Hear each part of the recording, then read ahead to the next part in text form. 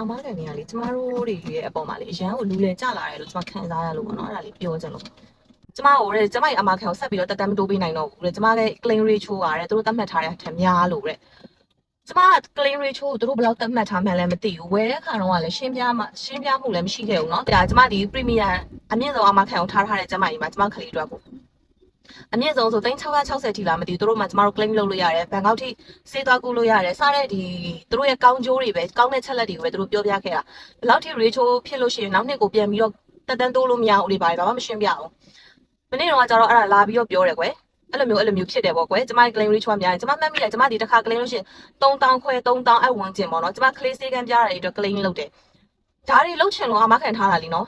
ကျမအမခံထားရဲဆိုတာသူတို့ပတ်စံလက်ကားသွားပေးနေရမဟုတ်ဘူးလေသူတို့ရဲ့တတ်မှတ်ထားတာဘာလဲကျမဥပမာ3သိန်းနဲ့အမခံဝယ်တယ်ဆိုလို့ရှိရင်3သိန်းထက်ရော့ပြီးတဲ့ငွေမောက်ပဲကျမတို့ကပြန်တောင်းခွင့်ရှိရလား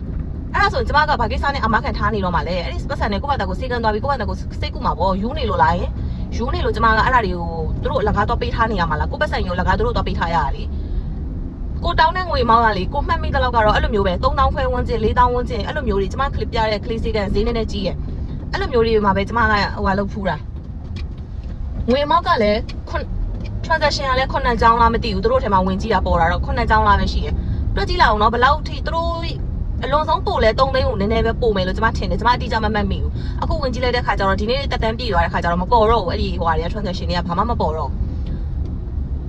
အဲ့တော့ဘလို့လဲရှင်တို့ကဘလို့ဖြစ်စေချင်တာလဲယင်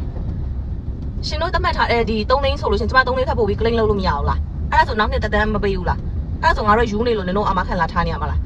အမခံထားကြပါဆိုပြီးသူတို့လောက်ဒီဟိုဟာလောက်တာလဲသူတို့လောက် marketing တွေလုပ်နေရလဲသူတို့ပဲသူတို့လောက်အသုံးမကျနေရလဲသူတို့ပဲเนาะနောက်တစ်ခါအဲ့လိုမျိုးလုပ်နေသေးရတော့နင်တို့အမခံဘယ်သူမှယုံကြည်ရှိပြီးတော့နောက်ဘယ်တော့မှအမခံဆက်ထားနေမှာမဟုတ်ဘူးတိလားငါတို့တွေလည်းစောက်ယူတွေလည်းမဟုတ်ဘူးကားအမခံဆိုလဲတူလို့ပဲတော်ယုံတယုံဆိုလို့ရှိရင်လေကျမဘယ်တော့မှနည်းနည်းချင်းချင်းဆိုလို့ရှိရင် claim လုပ်တဲ့တဲမှာမပါဘူးကားအမခံဝယ်ထားတာတစ်ခါမှ claim လုပ်ဘူးเนาะကားဘိန်းဖုံးပြုတ်လိုက်တယ်တို့ကားဟိုဆက်လမ်းမှာဒီလိုင်းနာခိုးခံရတယ်တို့ဒါတွေဘယ်တော့မှကျမ claim မလုပ်ထားဘူးတိလားကိုယ့်အနေကိုဖြည့်ရှင်းလိုက်တဲ့အမှုတွေကြီးပဲ